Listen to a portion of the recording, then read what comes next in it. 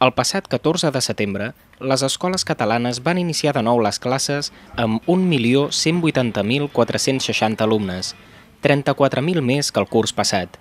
Amb la tornada a l'escola, és l'hora de comprar tot el material necessari pel curs, des de xandalls fins a llapissos. Però, com cada any, els productes que fan pujar considerablement la factura són els llibres de text. Com a consumidors responsables, és important tenir en compte la possibilitat de reutilitzar els llibres d'alumnes que ja els han utilitzat en anys anteriors. Diverses associacions de pares i mares d'alumnes ja promouen aquests hàbits.